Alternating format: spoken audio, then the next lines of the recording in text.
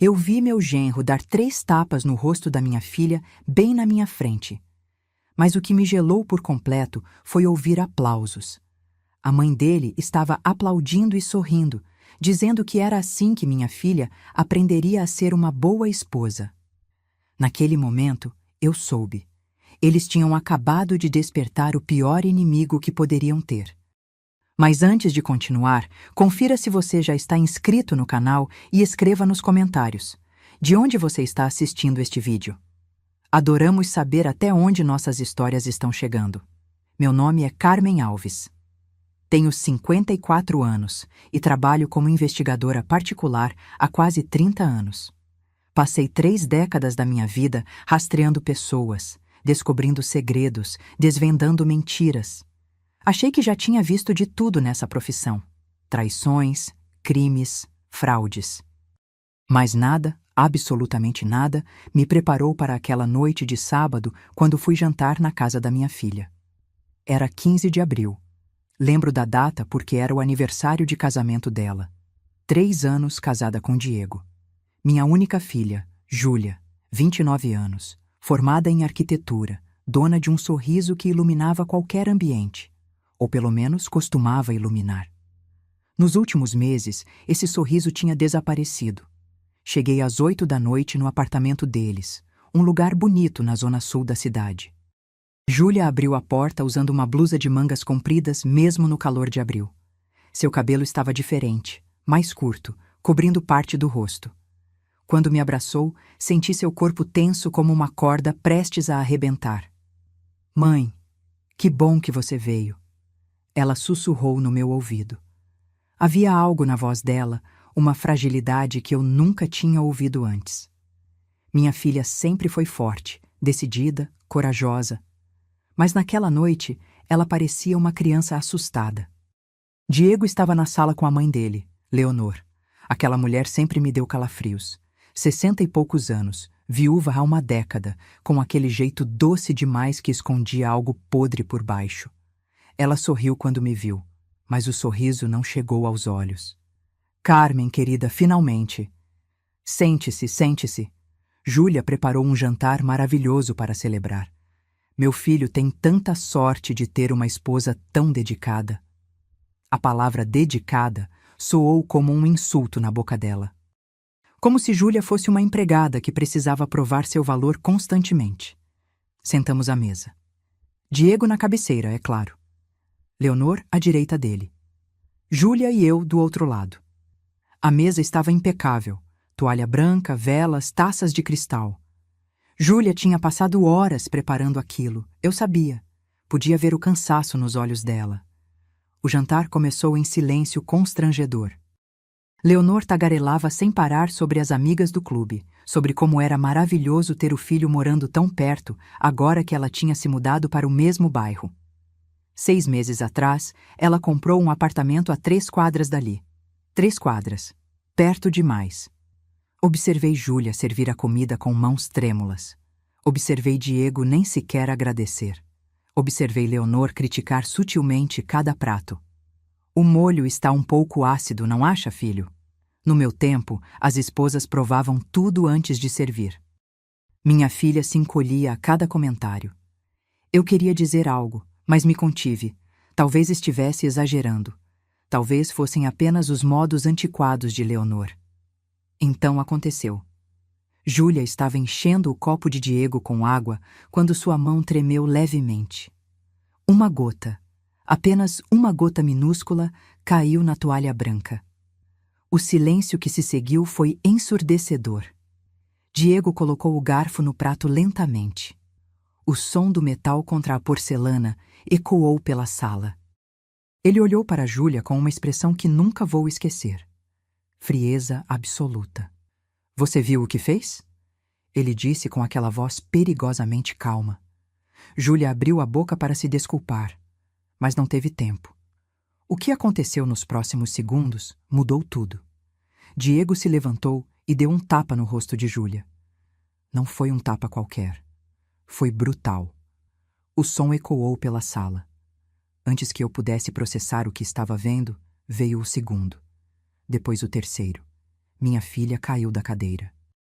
Bateu no chão de mármore com um baque surdo. Sangue escorria do canto da boca dela. Ela ficou ali, encolhida, tremendo, e então ouvi. Palmas. Leonor estava aplaudindo. Muito bem, filho, ela disse com um sorriso satisfeito. É assim que ela aprende a se comportar. Uma esposa desastrada precisa de correção. Eu tive que educar seu pai da mesma forma, Deus o tenha. É para o bem dela. Meu sangue gelou. Não de medo, de uma fúria tão profunda que por 30 segundos eu não consegui me mexer. Mas aqueles 30 segundos não foram de paralisia. Foram de cálculo. Sou investigadora há 3 décadas. Trabalho com provas, com evidências, com estratégia. E naqueles 30 segundos, minha mente processou tudo com uma clareza assustadora. O poder do controle, a violência normalizada, a família cúmplice. Mas também vi os detalhes. O copo com condensação, a mancha minúscula na toalha, a reação desproporcional de Diego. Não era a primeira vez. Vi as marcas antigas no pulso de Júlia quando a manga subiu ao cair. Vi o jeito como ela se encolheu, como se esperasse os golpes. Vi a cumplicidade de Leonor, a alegria doentia nos olhos dela. E tomei minha decisão. Levantei da cadeira devagar, em silêncio. Peguei meu celular na bolsa. Minhas mãos não tremeram nem uma vez. Disquei um número que estava nos meus contatos favoritos há 25 anos. Delegado Santos. Eu disse com uma voz tão fria que até eu mesma me surpreendi. Aqui é Carmen Alves. Preciso de uma viatura urgente no apartamento 1502, Rua das Acácias, 847. Violência doméstica em andamento com testemunha ocular. Vou ativar a gravação agora. E ativei. Coloquei o celular no viva voz sobre a mesa com o gravador ligado. Olhei diretamente nos olhos de Diego. Repita o que você acabou de fazer, eu disse. Repita o que sua mãe acabou de dizer. Por favor, tenho a noite inteira. O rosto de Diego mudou de vermelho arrogante para branco fantasmagórico em 3 segundos. Ele olhou para o celular na mesa como se fosse uma cobra venenosa. Você não pode fazer isso, ele gaguejou. Não posso? Repeti calmamente. Sou investigadora particular com licença ativa há 29 anos. Tenho contato direto com a Delegacia de Crimes contra a Mulher. Você acabou de espancar minha filha na minha frente, com sua mãe aplaudindo e justificando a violência. Isso a torna cúmplice legal. Quer tentar me impedir? Diego deu um passo na minha direção. Levantei a mão. Se você me tocar, serão mais 3 crimes. Ameaça, agressão à testemunha e obstrução de justiça. Continue. Adoro quando criminosos aumentam a própria pena. Fui até Júlia, que ainda estava no chão, tremendo. Ajudei-a a levantar com cuidado, checando se havia algo quebrado. O lábio dela sangrava. O rosto já começava a inchar. Mas ela estava consciente. Mãe, ela sussurrou. Silêncio, filha. Agora eu cuido de tudo. Leonor finalmente perdeu aquele sorriso irritante. Ela se levantou da cadeira, tentando manter a compostura. Isso é um assunto de família, disse com a voz trêmula. A senhora não tem esse direito. A senhora está se intrometendo em... Eu tenho todos os direitos do mundo, cortei. Sou testemunha ocular de um crime previsto no artigo 129 do Código Penal, com agravante de violência doméstica. 3 anos de prisão, no mínimo. E a senhora, como cúmplice ativa que justificou e celebrou a agressão, pode pegar até 2 anos. Quer continuar falando de direitos? Naquele momento, ouvimos as sirenas. Eu tinha dito 20 minutos ao delegado, mas ele me conhecia há 2 décadas. Quando Carmen Alves ligava, era porque a situação era séria. Ele mandou a viatura mais próxima. Chegaram em 12 minutos. 3 policiais subiram. O delegado Santos entrou primeiro, aquela presença imponente que eu respeitava profundamente. Tínhamos trabalhado juntos em dezenas de casos ao longo dos anos. Ele sabia que eu não brincava em serviço. Investigadora Alves, ele me cumprimentou formalmente. Então viu Júlia com o rosto marcado, ainda segurando um pano com gelo que eu tinha dado a ela, e sua expressão endureceu. Flagrante, Eu disse simplesmente. 3 agressões, testemunha direta, gravação no meu celular, cúmplice presente. O delegado assentiu e se virou para Diego. Senhor, o senhor tem direito a permanecer em silêncio. Tudo o que disser pode e será usado contra o senhor. Diego foi algemado. Leonor também. Ela começou a gritar que aquilo era um absurdo, que conhecia gente importante, que íamos nos arrepender. Os policiais a ignoraram e a levaram para a viatura. Antes de sair, Diego olhou para mim com um ódio que jamais vou esquecer. Isso não vai ficar assim, ele disse. Minha família tem contatos, advogados caros. Vamos reverter isso. Seus contatos não valem nada quando há provas concretas e testemunhas, respondi friamente. E se você tentar intimidar minha filha ou chegar perto dela de novo, eu pessoalmente vou garantir que cada dia da sua pena seja cumprido integralmente, sem redução, sem progressão, sem nada. Levaram os 2. Quando a porta se fechou, finalmente abracei minha filha de verdade. Ela desabou nos meus braços, chorando como não chorava desde criança. Chorou por horas, liberando anos de silêncio, de medo, de dor acumulada. Por que você nunca me contou? Perguntei quando ela finalmente conseguiu falar. Porque eu tinha vergonha, mãe. Ela soluçou. Você sempre foi tão forte, tão competente. Você resolve casos impossíveis. Como eu ia te contar que me casei com um homem assim? Como ia admitir que me tornei vítima do tipo de situação que você investiga? Segurei o rosto dela entre minhas mãos. Isso acaba hoje. Agora. E assim foi. Mas essa história estava apenas começando. Porque o que Diego e Leonor não sabiam era que eles tinham mexido com a pessoa errada. Eu não era apenas uma mãe defendendo a filha.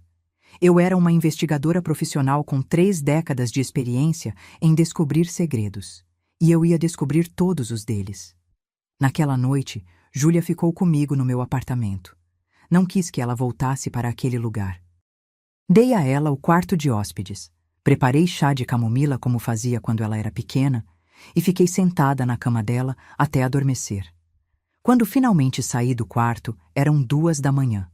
Fui para o meu escritório em casa e abri meu laptop. Tinha trabalho a fazer. Comecei a investigar Diego Montenegro. Engenheiro civil, 33 anos, trabalhava numa construtora grande. Família tradicional, como Leonor tanto gostava de repetir. Mas eu sabia que famílias tradicionais podiam esconder os piores segredos. Busquei registros públicos primeiro. Diego tinha um histórico limpo. Nenhuma denúncia anterior, nenhum processo. Mas isso não significava nada. Violência doméstica raramente deixa rastro oficial até que seja tarde demais. Então procurei por Leonor Montenegro, viúva há 10 anos. O marido, Roberto Montenegro, tinha morrido em circunstâncias que sempre me pareceram estranhas. Uma queda fatal da escada de casa. A investigação foi encerrada rapidamente. Acidente doméstico. Mas eu tinha aprendido algo em 30 anos de profissão. Acidentes convenientes geralmente não são acidentes. Acessei meus contatos. Tenho fontes em quase todos os departamentos da cidade. Antigas colegas, policiais aposentados, funcionários do fórum.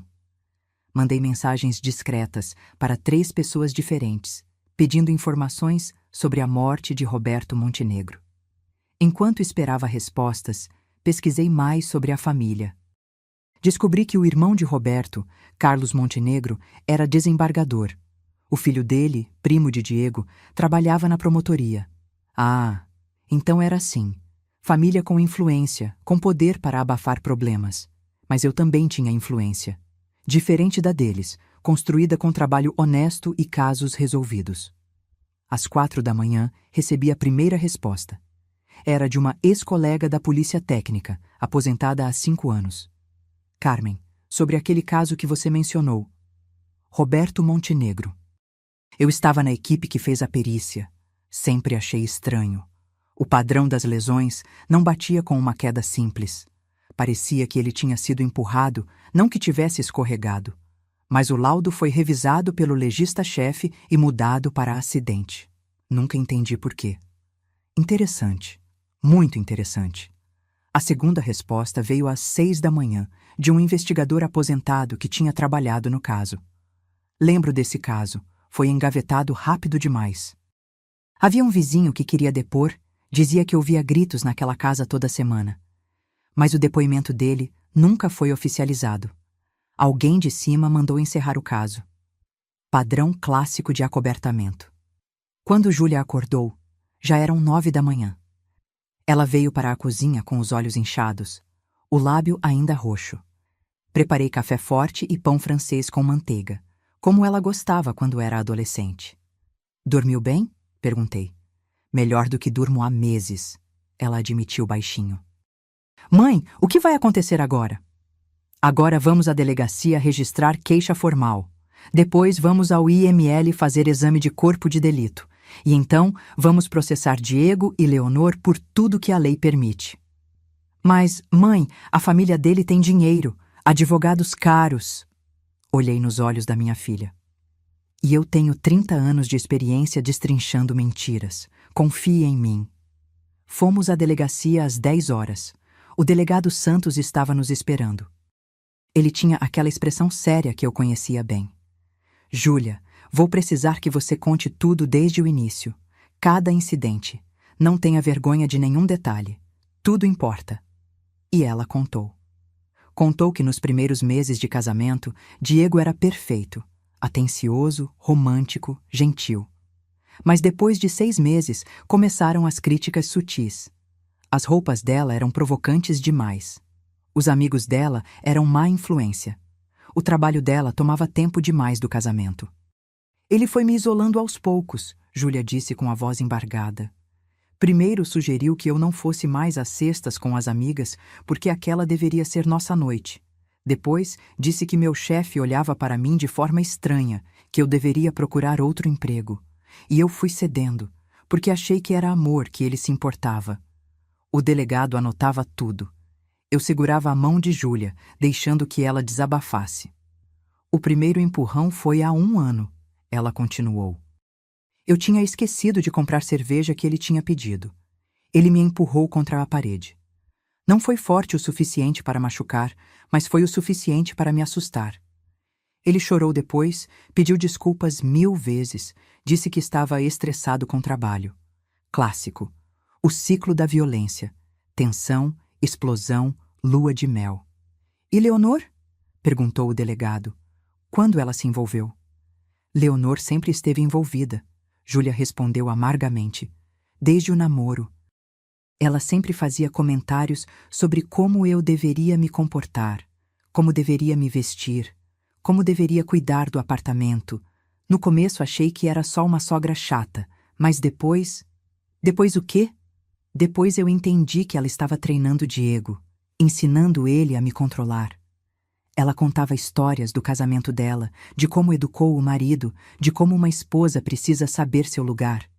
E Diego absorvia tudo. Senti náusea. Leonor tinha criado um monstro à sua própria imagem. E ontem à noite não foi a primeira vez que ele te bateu, foi? Perguntei suavemente. Júlia balançou a cabeça, lágrimas escorrendo. Há 3 meses ele me deu um soco no estômago porque o jantar estava frio. Eu não consegui respirar por alguns minutos. Achei que fosse desmaiar. E Leonor estava lá. Ela me deu gelo e disse: da próxima vez, providencie para esquentar a comida antes de servir. Como se fosse normal. 3 horas depois, saímos da delegacia com o boletim de ocorrência registrado. Fomos direto ao IML. O médico legista documentou tudo: o corte no lábio, o hematoma na bochecha, as marcas antigas no pulso e no braço que Júlia tinha escondido com maquiagem por meses. Essas marcas mais antigas são consistentes com agressões anteriores, ele disse, escrevendo no laudo. Vou incluir tudo no relatório. Quando voltamos para casa, Júlia estava exausta, física e emocionalmente. Preparei almoço leve e a deixei descansar. Enquanto isso, voltei ao meu escritório. As investigações estavam avançando, mas 2 contatos tinham me respondido com informações sobre Roberto Montenegro. Um deles tinha conseguido uma cópia não oficial do laudo pericial original, antes de ser alterado. E lá estava. Lesões inconsistentes com queda acidental. Sugestão de investigação aprofundada. Alguém tinha mandado mudar aquele laudo. Alguém com poder. Passei a tarde fazendo ligações discretas, acionando favores, conversando com fontes. Descobri que o legista-chefe que havia alterado o laudo tinha se aposentado logo depois daquele caso. Aposentadoria precoce e generosa. Suspeito. Descobri também que Carlos Montenegro, o irmão de Roberto e desembargador, tinha uma reputação questionável. Havia rumores de que ele usava sua posição para proteger membros da família. Nada provado oficialmente, mas os rumores eram consistentes. Às 5 da tarde, recebi uma ligação. Era o advogado de Diego. Senhora Alves, sou o Dr. Marcelo Ferreira, representante legal de Diego Montenegro. Gostaria de conversar sobre uma possível conciliação. Não há nada para conciliar, respondi secamente. A senhora não entende. Meu cliente vem de uma família respeitável. Um processo público seria prejudicial para todos os envolvidos, incluindo sua filha. Estamos dispostos a oferecer uma compensação financeira generosa em troca da retirada das acusações. Me deixe ver se entendi. Vocês querem comprar o silêncio da minha filha? Não é assim que... É exatamente assim. E a resposta é não. Diego vai responder legalmente pelo que fez. Senhora Alves, preciso alertá-la que a família Montenegro tem recursos consideráveis. Poderíamos tornar isso muito difícil para vocês. É uma ameaça? Silêncio do outro lado. Pode gravar como ameaça se quiser, ele disse finalmente. Estou apenas sendo realista. O tio de Diego é desembargador. O primo é promotor. Vocês estão se metendo em algo maior do que imaginam. Doutor Ferreira, passei 30 anos da minha vida investigando gente que achava que estava acima da lei. Gente rica, poderosa, conectada. Sabe quantos deles estão livres hoje? Nenhum. Porque eu não desisto. E não vou começar agora que é minha própria filha. Desliguei. 2 minutos depois, meu telefone tocou novamente. Número desconhecido. Alô? Carmen Alves?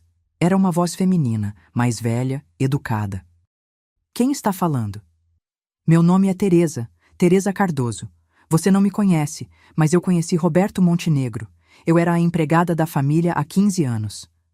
Meu coração acelerou. Continue.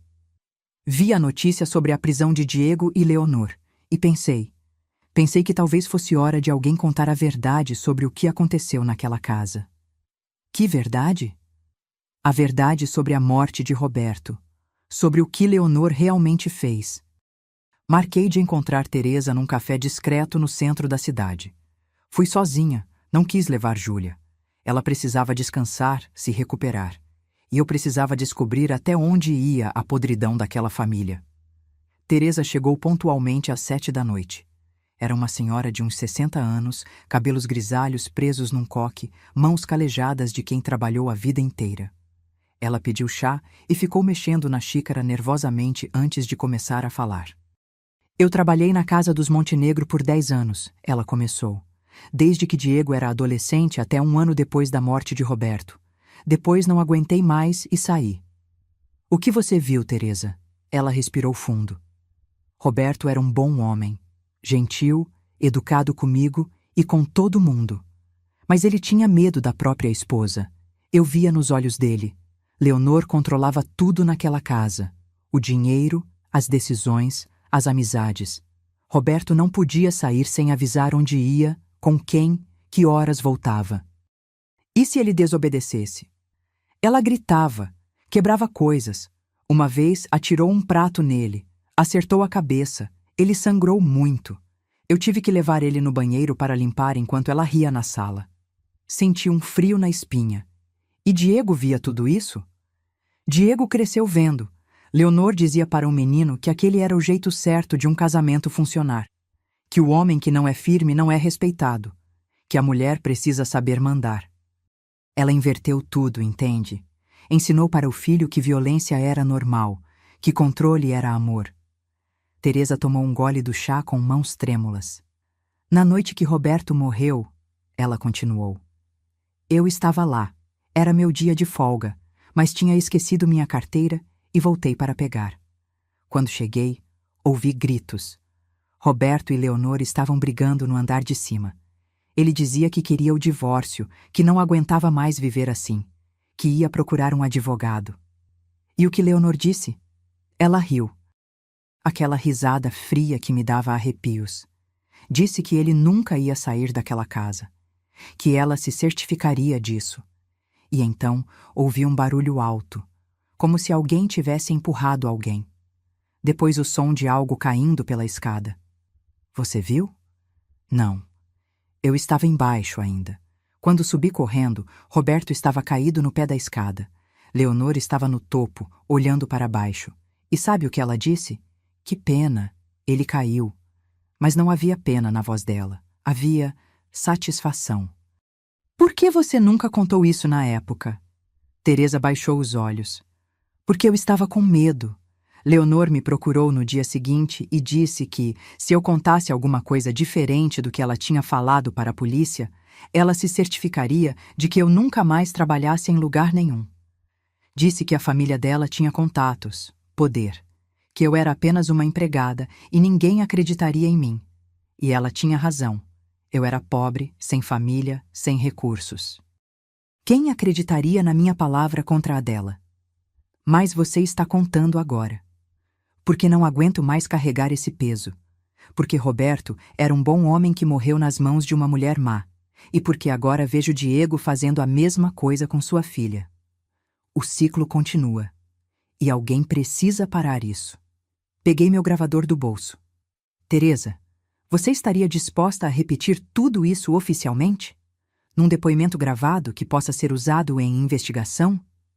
Ela hesitou apenas um segundo. Sim, cansei de ter medo. Passamos as próximas 2 horas no meu escritório gravando o depoimento completo de Teresa. Cada detalhe, cada lembrança. Ela assinou um termo confirmando a veracidade de tudo. No dia seguinte, levei o depoimento direto para o delegado Santos. Ele ouviu a gravação inteira com expressão cada vez mais séria. Isso muda tudo, ele disse quando terminou. Vou encaminhar para o Ministério Público. Eles vão ter que reabrir a investigação da morte de Roberto Montenegro. E quanto tempo isso vai levar? Difícil dizer. A família vai lutar. Vão usar todos os recursos disponíveis, mas com esse depoimento temos base para a investigação completa. Enquanto isso, a audiência de custódia de Diego aconteceu. O juiz manteve a prisão preventiva dele, apesar dos advogados caros argumentarem que ele não oferecia perigo. As provas eram claras demais, o flagrante irrefutável demais. Leonor foi solta com tornozeleira eletrônica e proibição de se aproximar de Júlia.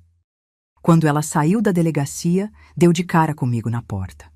Você vai se arrepender, ela sibilou. Minha família não vai deixar isso barato.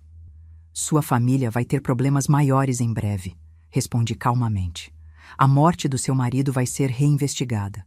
E eu vou me certificar pessoalmente de que cada podre segredo dessa família venha à tona. Ela empalideceu. Você não pode provar nada. Ainda não, mas vou provar. É o que eu faço, Leonor. Eu desenterro verdades. Nos dias seguintes, comecei a investigar mais profundamente. Usei meus contatos para acessar registros bancários, legalmente através de ordem judicial. Descobri que logo após a morte de Roberto, Leonor havia movimentado quantias suspeitas. Pagamentos para o legista-chefe que mudou o laudo. Transferências para contas offshore. Descobri também que Diego tinha histórico de agressividade na faculdade. 2 ex-namoradas tinham registrado queixas na universidade, mas os casos foram abafados. Adivinha por quem? Carlos Montenegro, usando sua influência como desembargador para proteger o sobrinho. Cada descoberta era uma peça do quebra-cabeça. E o quadro que emergia era aterrador. Uma família inteira construída sobre violência, controle e impunidade. Mas eles tinham subestimado uma coisa. Eu não era uma vítima assustada. Eu era uma profissional com 3 décadas de experiência em destruir impérios construídos sobre mentiras. 2 semanas depois da prisão, Júlia começou a terapia. Eu a levei numa psicóloga especializada em trauma e violência doméstica. Foi difícil no começo. Júlia tinha vergonha, sentia culpa, se questionava constantemente. Eu me sinto estúpida, mãe, ela me disse uma noite. Como não percebi? Como deixei acontecer? Porque você foi manipulada por alguém que sabia exatamente o que fazer. Diego aprendeu com Leonor. Ela tinha décadas de prática em controlar, em destruir aos poucos.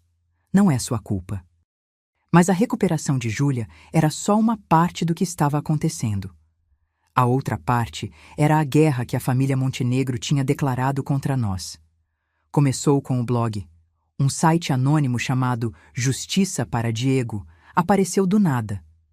O texto pintava Diego como vítima de uma conspiração, descrevia Júlia como manipuladora e me retratava como uma mãe superprotetora que tinha forjado provas. Havia fotos fora de contexto, depoimentos de testemunhas anônimas, insinuações sobre minha reputação profissional. O blog foi compartilhado milhares de vezes nas redes sociais. Mãe, isso é horrível, Júlia me mostrou no celular. As pessoas estão acreditando. Deixa que acreditem por enquanto. A verdade sempre alcança a mentira. Pode demorar, mas alcança. Depois veio a denúncia anônima.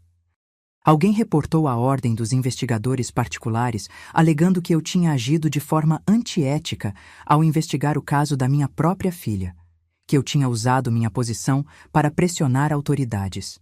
Recebi a notificação para uma audiência disciplinar. Minha licença poderia ser suspensa. Estão tentando te tirar do jogo, o delegado Santos me disse quando lhe contei. Se você perder sua licença, perde credibilidade. As investigações que você está fazendo perdem peso. Não vão conseguir. Meu histórico fala por si. 29 anos sem uma única reclamação. Mas por dentro eu estava preocupada. Não por mim, mas por Júlia. O que seria dela se eu perdesse minha licença? Se não pudesse mais protegê-la legalmente? A audiência estava marcada para dali a 1 mês. Enquanto isso, continuei investigando. Encontrei mais 3 ex-funcionárias da família Montenegro dispostas a falar. Todas com histórias parecidas. Leonor controlando tudo, Roberto vivendo com medo, Diego crescendo naquele ambiente tóxico. Uma delas, uma antiga babá de Diego, me contou algo que me gelou o sangue. Quando Diego tinha uns 12 anos, ela disse, ele tinha um cachorrinho. Um vira-lata que ele tinha encontrado na rua e implorado para ficar. Leonor deixou, mas com uma condição. Ele tinha que cuidar sozinho. Um dia, Diego esqueceu de dar comida para o cachorro.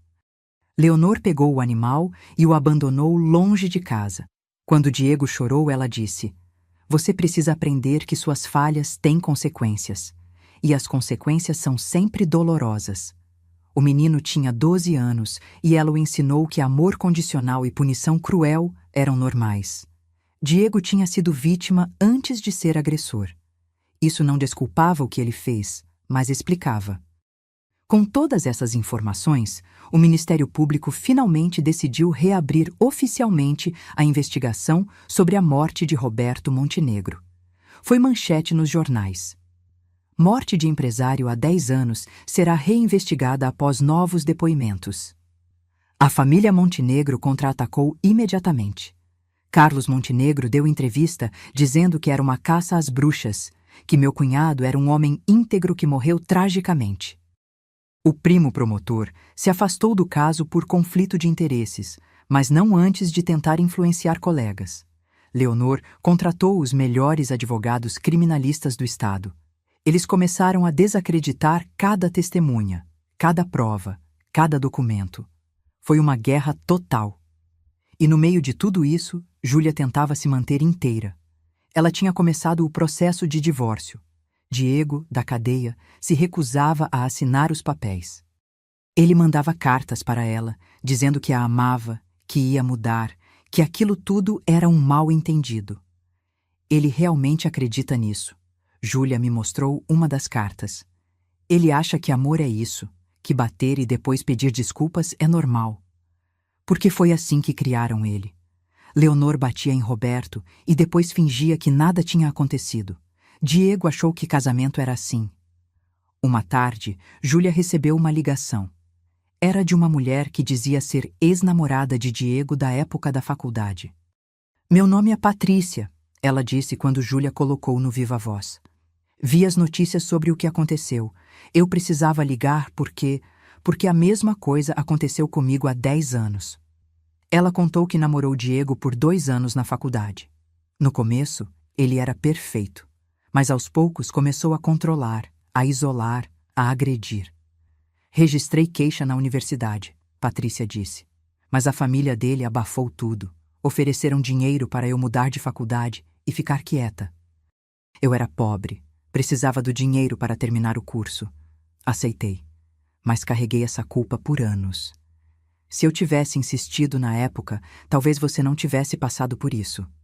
Não é sua culpa, Júlia disse com lágrimas nos olhos. Eles são poderosos.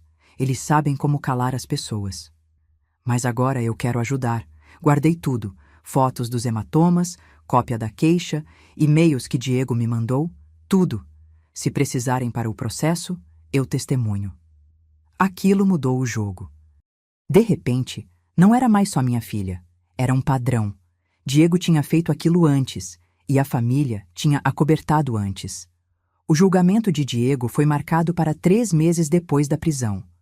Enquanto isso, minha audiência disciplinar aconteceu primeiro. Entrei naquela sala com a cabeça erguida. 3 investigadores experientes formavam o painel. Eles analisaram as acusações, que eu tinha usado minha posição indevidamente, que tinha conflito de interesses, que tinha pressionado autoridades. Minha defesa foi simples e direta. Senhores, sou investigadora há 29 anos. Resolvi 847 casos. Ajudei a prender 312 criminosos.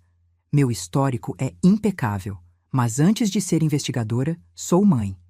E quando vi minha filha sendo espancada na minha frente, agi como qualquer pessoa deveria agir. Chamei a polícia. Não usei influência indevida. Usei o telefone, como qualquer cidadão pode fazer. As provas foram coletadas legalmente. O flagrante foi legítimo. E se proteger minha filha é motivo para perder minha licença, então que seja, mas que fique registrado que vocês estão punindo alguém por fazer a coisa certa. O painel deliberou por 2 horas. Quando voltaram, o investigador-chefe falou: Senhora Alves, analisamos cuidadosamente este caso. Não encontramos nenhuma violação ética em suas ações. A senhora agiu como testemunha de um crime, não como investigadora. Sua licença permanece ativa. Caso encerrado. Saí de lá com a sensação de vitória. Pequena, mas importante. O julgamento de Diego foi mais complexo. A defesa tentou de tudo. Alegou transtorno mental temporário, disse que Júlia o tinha provocado, trouxe testemunhas que juraram que minha filha era problemática. Mas tínhamos o flagrante. Tínhamos meu depoimento como testemunha. Tínhamos o laudo do IML. Tínhamos a gravação. E agora tínhamos Patrícia, mostrando que não era a primeira vez. Júlia teve que depor. Foi a coisa mais difícil que ela já fez.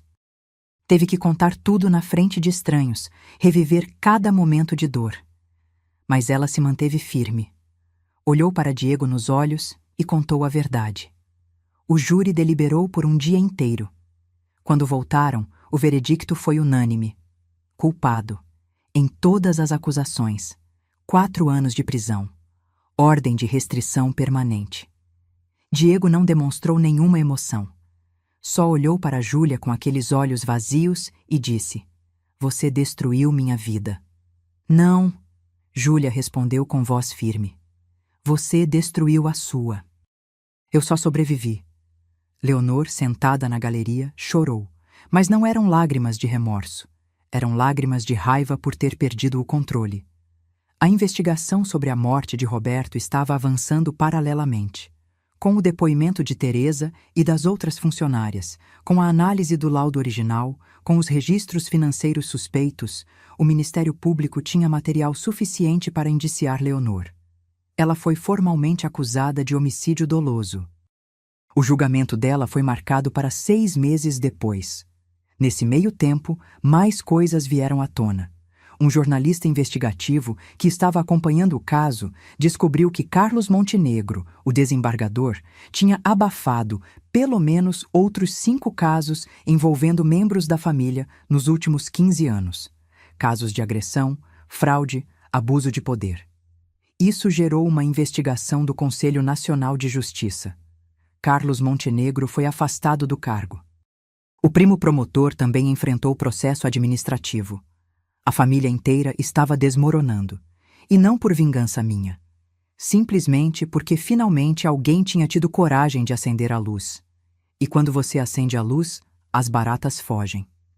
Júlia, aos poucos, foi se recuperando. A terapia estava ajudando. Ela voltou a trabalhar, começou a sair com amigas novamente, começou a sorrir de verdade. "Sabe o que é estranho, mãe?" Ela me disse uma noite. "Eu achava que me sentir culpada, que destruí a vida de Diego, que separei uma família. Mas eu não sinto. Eu me sinto livre. Porque você está livre, filha. Livre de alguém que te machucava. Livre do medo. Livre da violência. E tudo graças a você. Se você não tivesse ligado naquela noite, você teria encontrado outra forma de sair", interrompi. "Mais cedo ou mais tarde. Porque você é forte, Júlia. Sempre foi." O julgamento de Leonor foi o mais esperado. O tribunal ficou lotado. Jornalistas, curiosos, familiares de outras vítimas da família Montenegro. A acusação apresentou todas as provas. O depoimento de Teresa, as fotos antigas das lesões de Roberto, os laudos alterados, os pagamentos suspeitos, tudo. A defesa tentou desacreditar tudo. Disseram que Teresa era uma funcionária ressentida, que os laudos tinham sido alterados por erro administrativo, que os pagamentos eram legítimos. Mas a promotora foi brilhante. Ela conectou todos os pontos. Mostrou o padrão de violência, o controle sobre Roberto, a criação tóxica de Diego, o acobertamento da família. "Senhores jurados", ela disse no argumento final, "não estamos aqui julgando apenas a morte de um homem. Estamos julgando décadas de violência normalizada, de vítimas silenciadas, de poder usado para acobertar crimes. Leonor Montenegro matou o marido e ensinou o filho a repetir o ciclo. Quantas outras vítimas existiriam se não tivéssemos parado isso aqui? O júri levou apenas 6 horas para decidir. Culpada. Homicídio qualificado. 12 anos de prisão. Sem possibilidade de progressão de regime nos primeiros 6 anos. Quando leram a sentença, Leonor finalmente perdeu a compostura. Ela gritou que era injustiça, que sua família tinha sido perseguida, que nós éramos as verdadeiras culpadas. Mas ninguém estava mais ouvindo. 6 meses depois do julgamento, Júlia vendeu o apartamento onde tinha morado com Diego. Ela não queria mais nada daquele lugar, daquelas memórias. Com o dinheiro, ela comprou um apartamento novo, só dela, pequeno, mas cheio de luz. Decoramos juntas, cores vibrantes, plantas em todas as janelas, fotos de momentos felizes nas paredes. "É meu recomeço", ela disse no dia da mudança. "Meu espaço. Ninguém pode tirar isso de mim." Ela também começou a dar palestras. Em universidades, em abrigos para mulheres vítimas de violência, em organizações não governamentais. Contava sua história para ajudar outras mulheres a reconhecerem os sinais, a terem coragem de denunciar.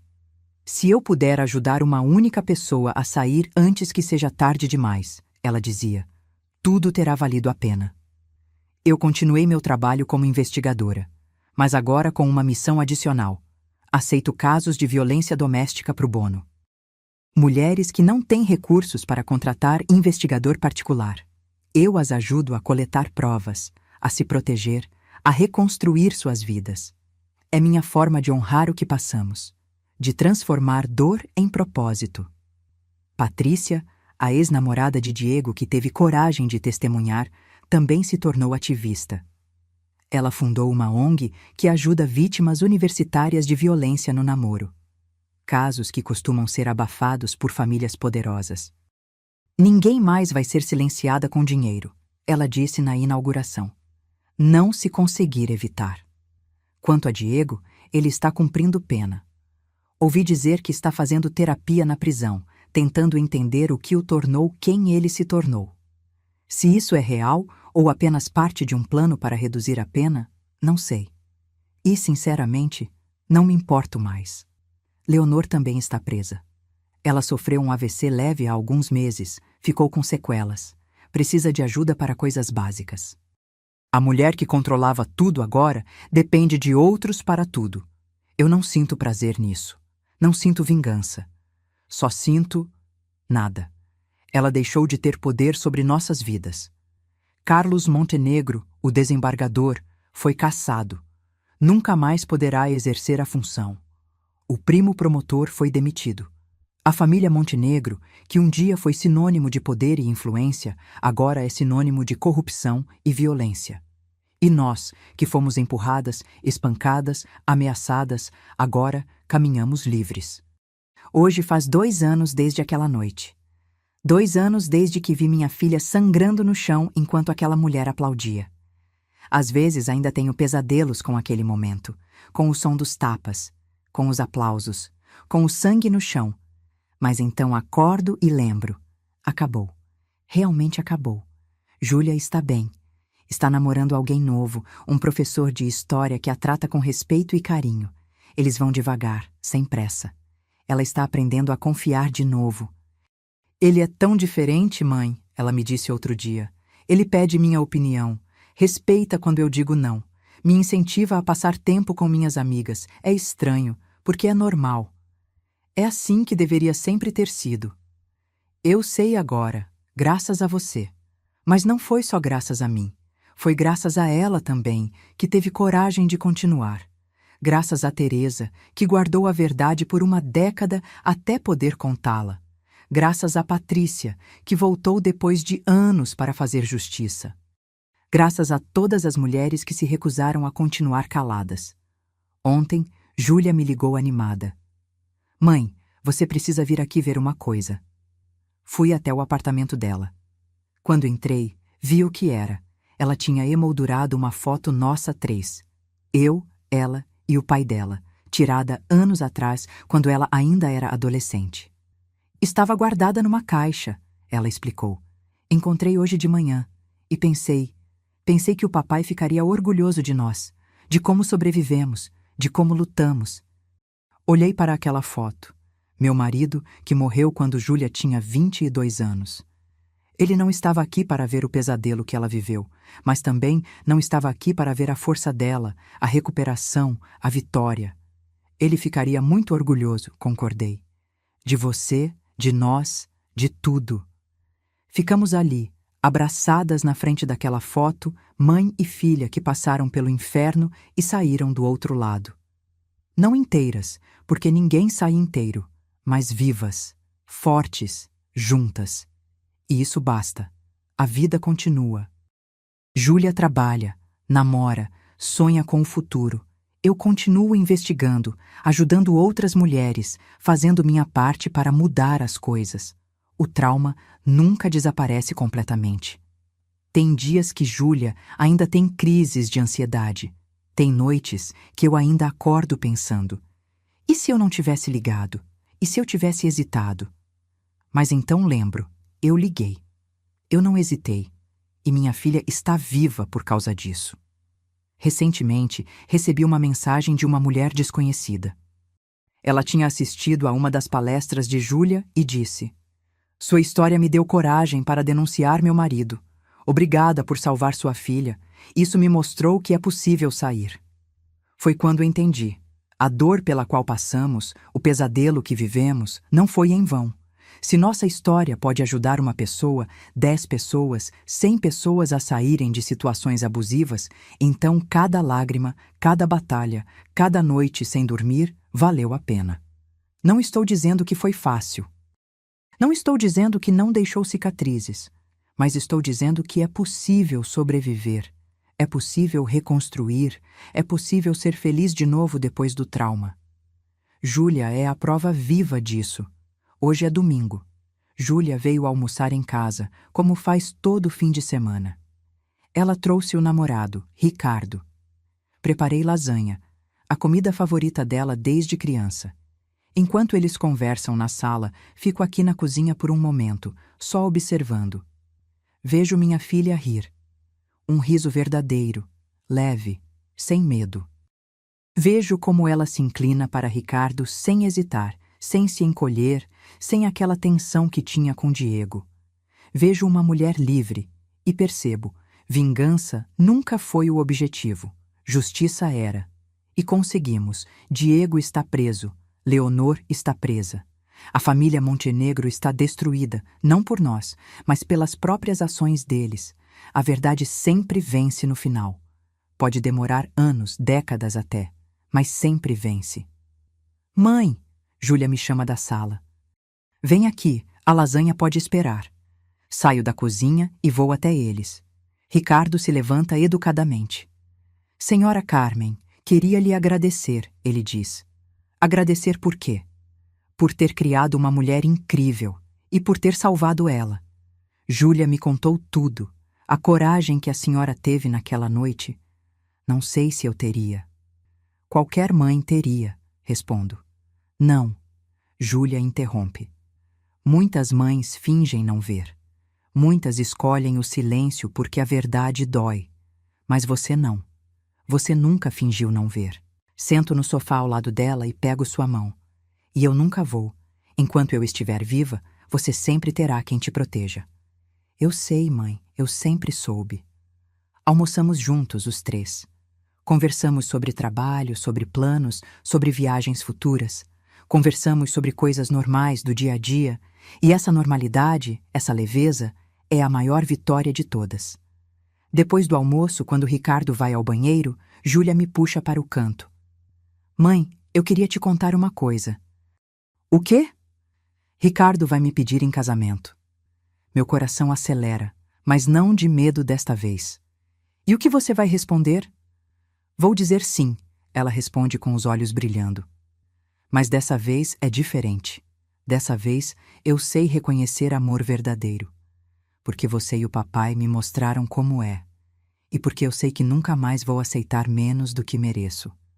Abraço minha filha, sentindo as lágrimas virem.